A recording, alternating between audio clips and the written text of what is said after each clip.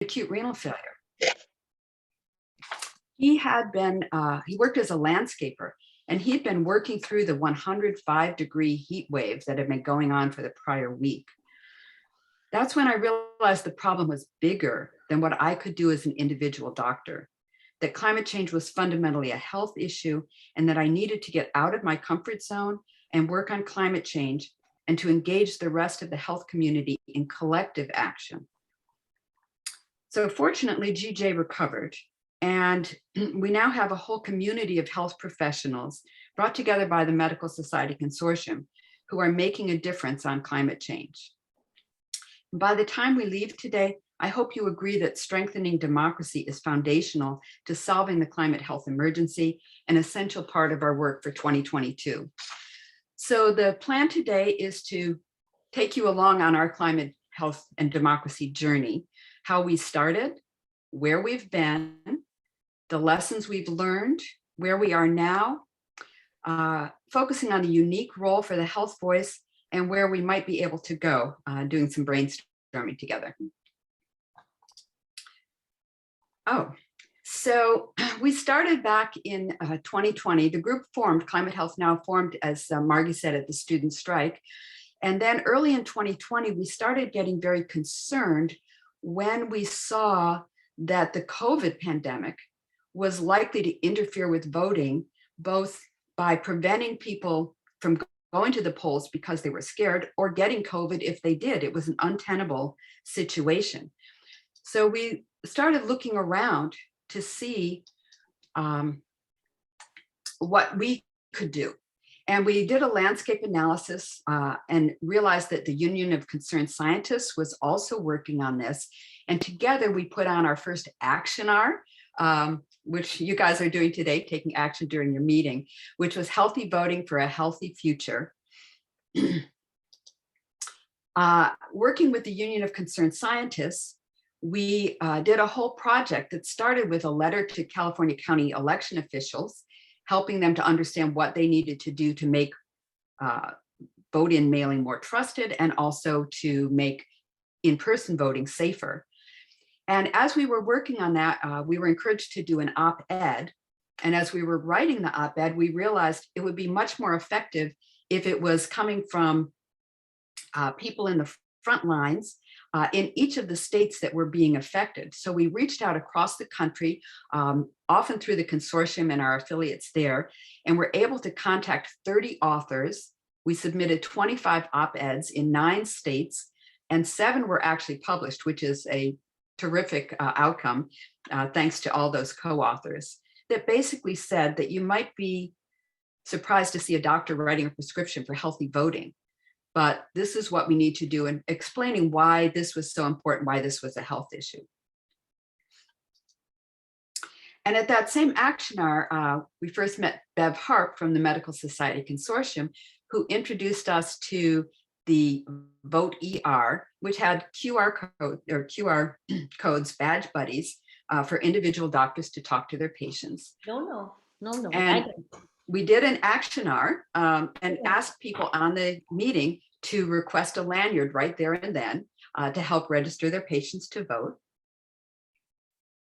And we started normalizing using the health voice in this way and help people with scripts, saying, for example, I can treat you or your daughter or your son for this asthma today or this heat stroke or whatever, but climate change is making it worse and I can't protect you from climate change. That's why it's important for us to vote for leaders who will act on climate. Make sure you're registered, request a mail-in ballot, and vote early. Your vote is your voice. So that was our first really experiment with trying to use our voice in this way. In parallel, we were working on something called the Dear Patient letter, and I think some of you were involved in that. The goal initially was to write this letter, get it signed by 10,000 health professionals across the country, get it published somewhere like USA Today or The Guardian, and really encourage patients and get this talked about and encourage people to vote for leaders who will act on climate. And it was a wonderful collaboration with the consortium, Healthcare Without Harm, PSR, ANI, Medical Students for a Sustainable Future. We didn't quite reach our goal. We got 5,000 signatures, but it wasn't enough to get published. So we pivoted and decided we'd generate earned media using this letter. And we were able to get radio stories, op-eds, and letters to the editor in 11 states that were all crucial to elect leaders who would act on climate, and even targeted social media. Some of you may recognize Rob Byron from the Montana state affiliate in this social media ad. So we came out at the end of 2020 feeling like we had success, right? We elected a president who's committed to an all-of-government approach to climate, 50% emissions reductions, had a majority, though slim, in this House and Senate who would believe the same thing. But then we were faced with the 2021 assault on democracy. And this quote, "Democracy emergency is closely linked to the climate crisis. Each is grounded in a big lie, that climate science is a hoax, that Trump won the 2020 elections." And we could add COVID to that too, that COVID is a hoax. They're all part of a huge disinformation campaign that some people are calling a giant psyop, like the military uses, a psychological operation to disrupt society. So the big lie is the conspiracy theory that the election was rigged and stolen. And it's important because it's used to justify the refusal to concede. And that was followed by the Arizona fraud it, which is not meant to find fraud, but to sow distrust. The attacks on state houses, the pressure on the Secretary of State and election officials with intimidation and subversion. And that's continued into 2021 with the January 6th insurrection, the Stop the Steal, which I was just amazed to find was actually registered as a non-government organization by Roger Stone in April 2016. So in other words, they plan to use this no matter what, whenever they lose. And 2021, we saw false electors in 7 states, fraudits in multiple states that are ongoing. The Supreme Court gutted voting rights, and over 400 laws have been introduced in 49 states to make it more difficult to vote and have the vote counted. And 19 of those have passed. People are real familiar with the idea of voter suppression, but even more dangerous is subversion, like changing the election officials so that they can refuse to certify elections or change the rules. That's the bigger danger, because you can't overcome subversion with turnout. What about Michigan? Well, Michigan is in the hot box of this. It actually started back in 2016 when Detroit and Flint had 75,000 blank ballots for president. 87 machines broke down. The cross-check purged tens of thousands of voters. The recount was blocked.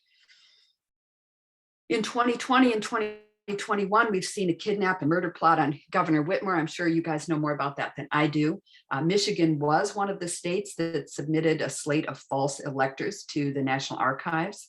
The Antrim fraud conspiracy was used to justify an executive order that was drafted to allow the president to seize voting machines and tabulators. That was never enacted, but that was drafted and presented to President Trump at the time. We know that Secretary of State Jocelyn Benson and other election officials have been threatened. There's a group called Democracy Docket that's run by Mark Elias, the election attorney. And looking on there, you can see in Michigan, there have been 21 lawsuits in the last 2 years regarding purges, redistricting, mail balloting, certification. So it's really very active. And Jocelyn Benson, the Secretary of State, just submitted January 26th this letter to the January 6th committee about the false slate of electors that was just recently found to have occurred. So yeah, Michigan, you guys are in the hot box on the front lines of this. So in response to this, we said we had originally thought after the 2020 election that our work would be done, that we could retire the healthy voting team. But it became apparent that no, this was an ongoing problem. So again, we pivoted. We changed our name to Voting for Climate and Health. recognizing that democracy is a health issue. We updated our mandate to add that expanding democracy is a health solution. Again, normalizing the role of health professionals, and that we would be political but not partisan. So we don't endorse specific candidates as CHN, but we do endorse voting for leaders who will act on climate. And we adjusted our message that voting is a political determinant of health that in turn requires a healthy democracy. So with that in mind, we started supporting the federal legislation, which was proposed, the For the People Act, which became the Freedom to Vote Act and John Lewis Voting Rights Act. And that addressed voting rights, gerrymandering, subversion, security, the corruption of corporate lobbying and dark money. And we said, what can we as CHN do? So we lobbied our senators, Feinstein and Padilla. We did an action hour where we presented scripts that people could use to call their senators and write letters to the editor. And then we developed this Health of Humanity campaign that was aimed at all senators across the US that basically said, do whatever it takes to strengthen democracy. And here's the message that we came up with, which some of you from Wisconsin or Michigan, sorry, were involved with.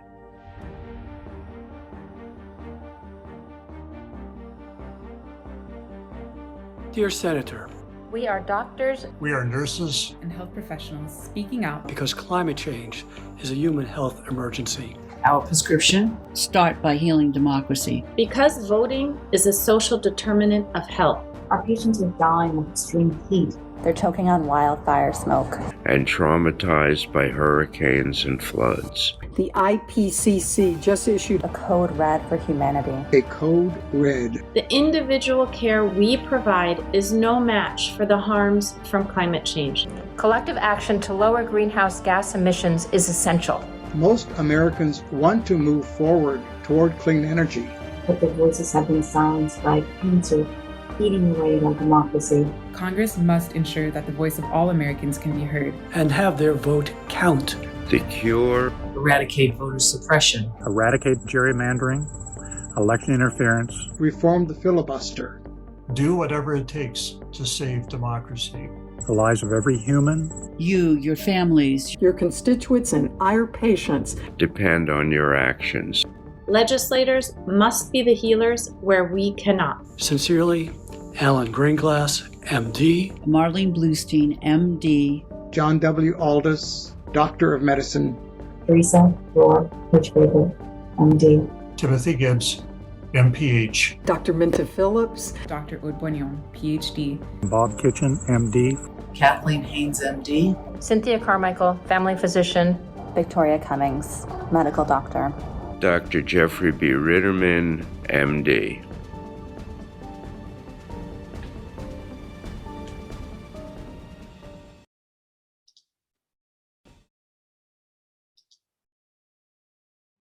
Oh, how do I get out of this? Oh, it's worth watching again. It's so good. Thanks, Karina. So that was our message. And we used this, we eventually got 500 signers from all 50 states. It was sent to every US senator. We did a letter delivery event. I didn't even know there was such a thing, but we delivered this to our senators, Padilla and Feinstein, again, joining with other allies from the Bay Area. And Senator Feinstein's chief of staff actually committed to change the filibuster to pass democracy reform, which was great. And we did op-eds in with West Virginia and Delaware. West Virginia actually got published. So this was a wonderful joint project, and we came close, but and also did a voter voice action alert with the consortium. And all of this came close, although the democracy reforms did not pass. So what have we learned? We learned that our health voices are powerful, that we need to search out opportunities to have impact and be ready to pivot, that collaboration with allies is essential, that every member of our team has something to offer, and that it's important to nurture relationships and make the work enjoyable, emphasize collective action, because the forces aligned against us are powerful, they're focused and relentless, and we must be as well. and anti-democratic forces are preventing climate action and harming health. So what's ahead of us in 2022? Democracy reform, we know, did not pass. So what are our options? Political people have said we can try to pass individual bills, break it down. We can improve turnout, although it's hard to overcome counting and certifying issues. The courts, there's a lot of litigation. Executive orders can do a little tiny bit. We need to support the secretaries of state who defend elections and governors and senators who support voting rights. And I would say that we should be asking ourselves, what can we possibly do? We have to get this out of the way, to use our health voice for democracy. And it's not just us, we're seeing this across the spectrum, that people are saying we can't solve the climate crisis with a broken democracy. And other environmental groups are getting this message, like Sierra Club's Courtney Height said, we simply can't accomplish all the things we need to do to protect our communities and the environment if we don't have the elected leaders who are responsive to us. Public Health Awakened, which is a group of the American Public Health Association, also emphasized voting and health are closely tied to our mission. And this is my comment: how could that not be especially true for the greatest public health challenge of our time, climate change, which already strikes overburdened communities the hardest, and for health professionals who have a duty of care. And one of my heroes, Stacey Abrams, who said that climate change may be one of the greatest threats to our democracy, but the right to vote is our most powerful tool to defeat it. So we actually came up with some resistance in our own group about doing this work, because Climate Health now is kind of reorganizing and trying to be very focused and say, how can we be effective? And that maybe making the connection between democracy and climate health is challenging. Maybe we don't have capacity, that democracy is not really our lane. But I would counter that and say, because it's foundational to achieving climate action and justice, we can't avoid this work. Imagine you're an ID doctor, you're consulted for sepsis. You find the patient with a high fever when suddenly she has a cardiac arrest. Do you stand by writing your antibiotic orders? No, you start CPR and call the team to help with the code. So this is CPR for democracy. And the challenge is to ask ourselves, what can we do to use our trusted voice and platform to start CPR for democracy and respond to the climate health emergency? We asked ourselves, can we delay this work? Can we actually have an impact? Is there anyone else who can do it? Or is there a unique role for the health voice and a unique health community? And how do we make that connection clear? And we answered that the work is urgent, that the health community has a unique trusted voice and a unique constituency that maybe others can't reach. And we can't solve the climate crisis without doing this work. So what did we do? We pivoted again. First, we added emojis to our title so that people know what we're up to. We adjusted our message that voting determines the conditions of our health, and nowhere is that more true than for climate and health. And I've told you this.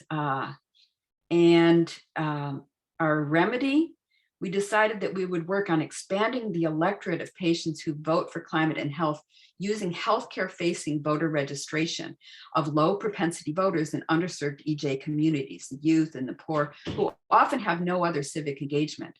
And we are joining forces with the Vote ER project, but this time, instead of focusing on our individuals in their individual offices, we're going to really work to make it institutional and focus on emergency rooms, which are often the first contact for people who may not have other contact with the health system, encouraging voting for health and climate.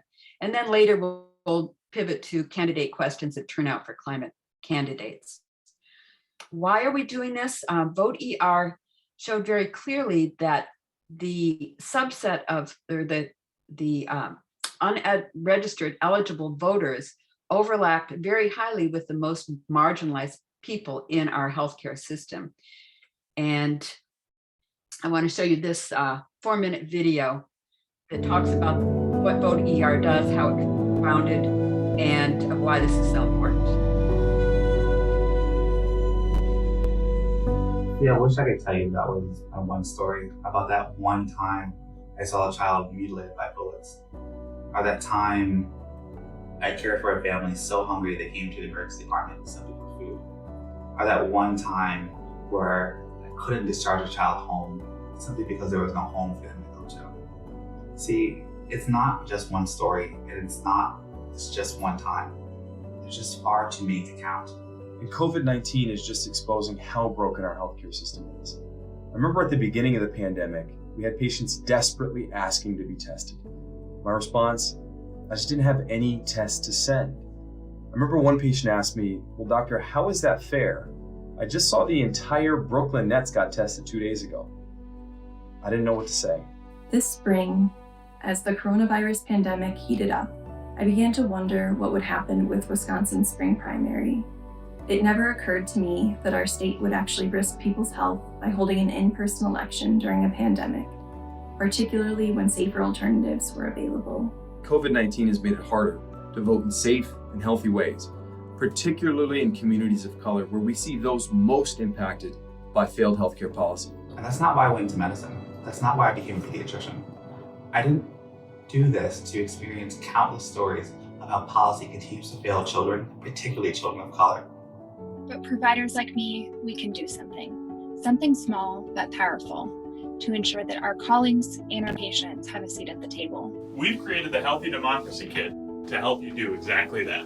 The Healthy Democracy Kit consists of a VoteER lanyard and badge backer that you can make a part of your regular ID cards. The badge backer that you will receive displays a QR code along with a text code that will direct patients to a nonpartisan online voter registration portal that's specific to their state of residence. In our VoteER Healthy Democracy work, we have a few core beliefs. We believe that empowered voices in communities lead to positive health outcomes. We believe that by voting for our health, we can preserve what works or demand change for the things that don't. We believe that our healthcare system is stronger when we, as providers and as patients, all show up. Doctor, what's that badge? This badge allows you to register to vote on your own phone. All you have to do is shoot your phone at this QR code or send this text message to this number, and the platform walks you through all the steps to get registered to vote or request your mail-in ballot in 90 seconds. I gotta go see another patient, but the platform will walk you through the rest. Okay. Of course I'll register to vote, but who are you voting for? I'm voting for you and your health. With all that's going on with COVID, I really want to make sure that you can vote in the safest and healthiest way possible. And the best way to do that would be to vote from home. I can help get your vote from home ballot while you're here at my office today. Every time I feel like it's Groundhog Day, from now on, I'll ask my next patient, are you ready to vote? As healthcare providers, we cannot tear down these barriers to equity by any one prescription or procedure. We know the limits of our reach. We also know the power of a vote. Watching all of the drama surrounding this election unfold made clear that we must begin preparing for the November election now. So vote. Vote. Vote like our health depends on it. Vote like our health depends on it.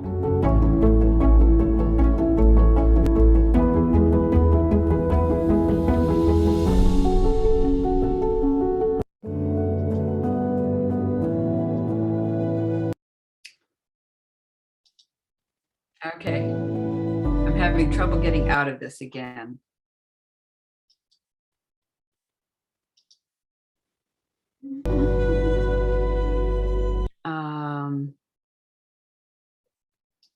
There we go. So that was obviously filmed a couple years ago, but everything they said holds true now. Add the assault on democracy. So we're looking at VoteER Project 2.0, the next version, which is focusing on collective action because of that overlap of our vulnerable populations and eligible unregistered voters. And we're going to focus on EJ communities most harmed by pollution and climate, especially where policymakers are not responding to the issues. They need to hear more of those voices. So we're just starting our program. We're going to focus on ERs, community clinics, teaching hospitals. We're going to institutionalize it so it's not a burden or dependent on just individual physicians by identifying champions from within each facility, which could be ER physicians, residents, clinical social workers, nurses, and try to get this embedded in the institution by, for example, having it part of registration. When you ask, what's your religion? Do you have an advance directive? Are you registered to vote? Make it a routine part of the system. Oh, okay. And there's a wonderful section also from this winter summit that Vote ER put on of a doctor in ER in Pennsylvania, the head of the ER there, that's in one of the poorest districts, and showing the tremendous effect that they've been able to have and how simple it is to, once you get it institutionalized, to do this. And that it shows that we're looking at the whole patient, that we're looking at the community, and that although you might say, how can you possibly ask the ER, which is already so overburdened with COVID, to do one more thing, that actually people are finding it helps people get over that Groundhog Day feeling, and it helps them feel like they're doing something good, and it helps address that moral injury that so many health workers are suffering right now.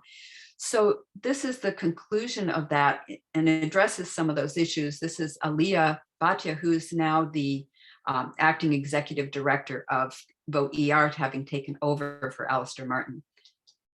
This is just a 1-minute clip. I want to close this section with a few reflections from the December holidays. Reflecting on our work, I reached a new clarity about what we're asking each of you, the health providers and partners in this work, who are already at the front lines of other battles related to the health of our country. We are not asking for more time. We are humbly asking and offering a way to repurpose lost time. The time that you might spend with extended family that you can't, the time you might use to march in protests that you can't, we humbly offer community and tools for that time to make an impact. We are not asking for you to take on both the American health system and the American political system all at once. We are hoping that our resources help consolidate those efforts, and we see the shoring up of American democracy as a simple yet radical way to address the moral distress of this moment in our daily routines in our work. Third, we are not asking you to solely place your faith in voter turnout, which is predominantly what our Vote ER tools are designed to support. What we are asking is that we all use those tools to restore the place of trusted voices and nonpartisan dialogue in the broader mix of what it takes to maintain and build a high-performing multicultural democracy. And with that, I'll turn it back to.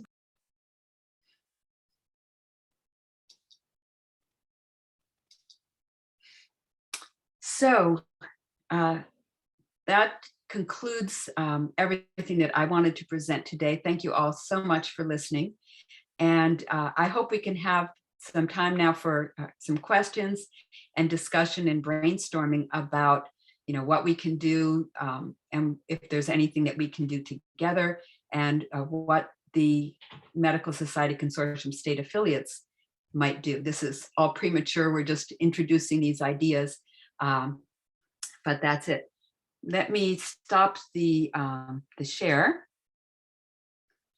Cynthia, that was really, really wonderful. And if anybody can help me figure out how to unpin Cynthia, then we can all kind of talk more as a group. But it was really, really excellent. That was an excellent presentation and helps frame the discussion. And I think at this point, for those especially who have been here longer, but for the new people as well, let's brainstorm with people who have tried to integrate this into their state affiliate to the Medical Societies Consortium. So just for kind of context for the new people, again, MiCCA, Michigan Clinicians for Climate Action, is a state affiliate to the Medical Society Consortium on Climate and Health. That's the consortium of 30-something medical societies, including the AMA and the pediatricians and the internists, et cetera. And Climate Health Now is a California affiliate. So we're kind of sister organizations. And, I think this is a great discussion. And I see Elizabeth has a question, so I'm going to shut up and let her ask it. Elizabeth?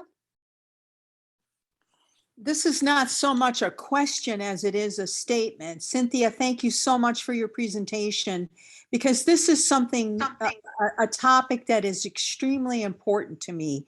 It does not matter what we do for the climate as individuals or a collective if we don't have a functioning democracy where people get to direct what happens. I live in the Upper Peninsula of Michigan.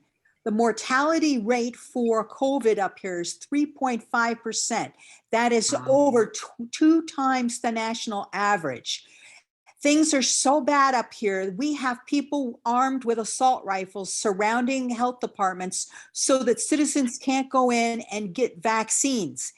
What has to be done is the local National Guard unit travels from district to district giving vaccines and boosters, because who's going to try to take an assault on armed military people? They have to do it off-site from the health department areas. That means 1 day a week, each district in the Upper Peninsula is the only day you can go get vaccines or boosters. Wow, Elizabeth, I was completely unaware of how bad it was up in the UP. Thanks for sharing that. That's really scary. And yeah, I think this is a really interesting question, and I'd love to open it up to the group because I can see the argument going either direction. You know, I can see people saying, well, what's the point of a democracy if we don't have a climate that supports life? The flip of that was your point that you made, Cynthia. You know, if our democracy doesn't function, we're not going to be able to take the collective actions necessary to address climate change. And so, you know, we're health professionals. We have gotten into this. We've dealt with this with our patients probably multiple times, where we have, you know, to triage what's most important in the moment and go back and forth really nimbly and potentially address more than one thing at the same time. And so what do other people think? This is Mary Lee. What I was going to say is I think the major national healthcare professions, nursing, physicians, pharmacists need to have something at the national level to really begin to push this.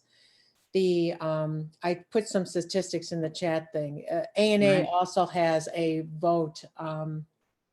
voter registration and voter get out the vote on our site. So we need to get more people involved, and we also need to show younger professionals talking. You know, one of the challenges we have in ANA is the younger nurses are feeling disenfranchised and are not as active. And so we need to show, because they're very, very concerned about climate change. So we need to go to the, you know, I don't want to say our grandkids, but the younger parts of all of our healthcare professions to get them involved in that. And then we really got to push the vote, and people got to be active at their local level. Got to be active. That's. I wonder, Mary Lee, and Cynthia, sure. I just know that you've been working on some stuff to raise awareness about climate change with ANA in general. And I wonder if they're familiar with VOTE-ER and if that wouldn't be worth trying to make them more aware of, because there seems like there's some synergy there. Yeah. Cynthia, what were you going to say too? I'm sorry. Oh, just that, you know, it seems to me that younger doctors are much more attuned to the social determinants of health that many of us older people never learned about. I mean, this is a whole new area, and moving from the social determinants of health to the next stage, the political determinants of health. So I think that message would be pretty easy to get to younger doctors and younger nurses. The younger doctors have the medical students for a sustainable future. I don't know if there's something comparable for younger nurses, and maybe doing some specific outreach there would be good, because that is where we really need this action. I agree with you, Mary Lee. And Amy pointed out, don't forget nurse practitioners and PAs. And yeah. I know that yes, Mary the Lee whole is a thing, nurse not just Yeah. It's not doctors, it's not nurses, it's the whole health professionals. And that's one of the wonderful things about most of these state affiliates is that we've recognized that we need the health professionals, the trusted voice of the health community, and pull together and not be siloed. That's one of the ways that people have, it's that divide and conquer, it's that separating medicine from public health, that breaking down those silos is critical right now. Perfect. Mary Lee, did that kind of answer your question, or is there anything more with that? No, that's good. I mean, the more all of the healthcare professionals work together in harmony, the better we're going to be, because there's more of us. Well, you know, you start adding up all the numbers of physicians, nurses, pharmacists, social workers, blah, blah, blah, blah, blah. It's better to have all of us because there's so many different facets of healthcare right now. Mm-hmm. Yeah. I want to get to Vanessa, who I didn't introduce. Vanessa is from Climate Health Now, and so glad that you're here too. And you had a comment or a question? And you're muted. Hi, I just wanted to say, I think a lot of people are feeling, powerless. And I think in terms of our clients also, making them feel empowered by using their power to vote and influence decision-making in their local communities as well as federal. I think, when we talk about the younger generation, there's some just being resigned to what is, and we want to kind of get past that and again, encourage and, our trusted health voices, because we come from a place of, connection and compassion. I think we can influence, the positive there in terms of, not being political always, but yes, you have power in your vote. And I just think that's very encouraging. As part of the Vote ER Summit that they did earlier this year, I think they interviewed one of the patients, or maybe a few of them, people of color. And I just distinctly remember one of them commenting on, how empowered he felt. And there's some discussion about whether empower is the best word, but I won't get into that. But unleashing the power that they do already have, making sure that they know they have this power to affect change. And it was just humbling and exciting to see how excited he was, and to understand and feel that he had access to cast a vote and encourage other people to do the same. It was very inspiring to watch him speak. Any thoughts about that, Cynthia? You're muted. Yes, I just wanted to say that I found that winter summit from Vote ER is so inspiring. They have really upped their game from what they were doing a year ago. It's really a big picture. It's so thoughtful. It's so well organized. It's so empowering for us as health professionals, and makes it easy and helps provide the language. But also it's looking at things in different ways and saying, how can we make this easy for people, institutionalize it, get it as a normal part of what we do, because this is so critical. And it's not just for the climate crisis, which we know is the most urgent thing, but so many dimensions. So I would really encourage everyone who's at all interested in this to watch the whole thing. There's a wonderful clip from the Philadelphia ER doc about how to actually get this in your institution. And then there's a wonderful, well, it was all wonderful, but I forget the name of the gentleman who does the polling and really works with these communities to say, to show how much impact this has. And that, and again, addressing that moral injury, both for the health professionals and patients, our community, and that showing that care and that we have a duty to care. I was totally blown away by it. So encourage it. I couldn't show that all yeah. in my and 30-minute talk. I put in there a link. We had Alistair Martin talk to our CCL Health Action Team a while back. We have the recording on our YouTube, and I put that in the chat. He was the one who founded Vote ER, and part one, it was a brilliant presentation. In fact, when I finished listening to him, I thought, he's the next Obama. I mean, he's just really an inspiring speaker.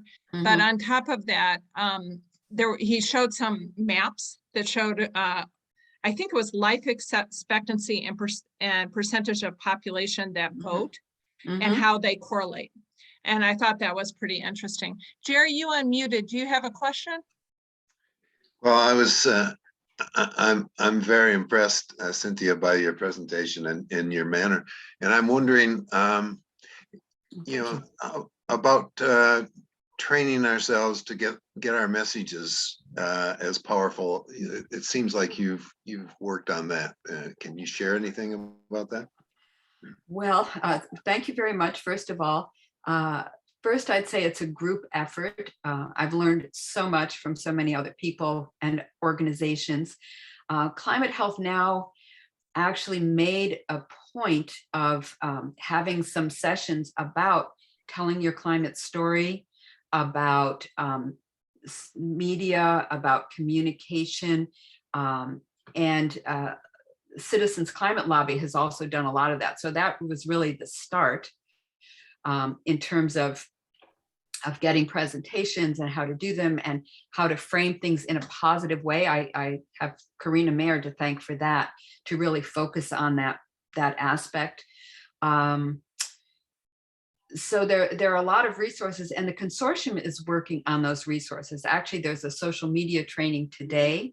I think there's a storytelling section that they have as well. So I would definitely look for those. And it's a process, you know. This is every time I do something like this, there's an evolution, and I learn more, and I'm humbled by it, but also grateful. That's so cool, Cynthia. We all appreciate it so much. And it's about 12:52, but we have time if people have other thoughts or comments. I guess one thing I'd throw out to the group, and I'm just curious, especially people who are practicing currently or have practiced recently, what do people think about integrating the ability to register into the ER or into a clinic someplace and that sort of thing? How do people feel about that?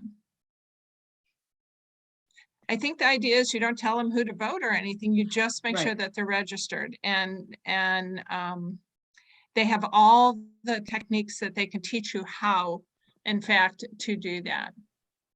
I just unmute and offer an opinion if you have one. Yeah, I think Margie's trying to raise her hand. Oh, so these lanyards with the QR code that you get if you ask for your Vote ER Democracy Kit, this lanyard or this QR code leads the patient to the state appropriate registration website. So you, the physician, are not spending the time registering. You're not doing any paperwork. You're opening the discussion about, like, are you registered to vote?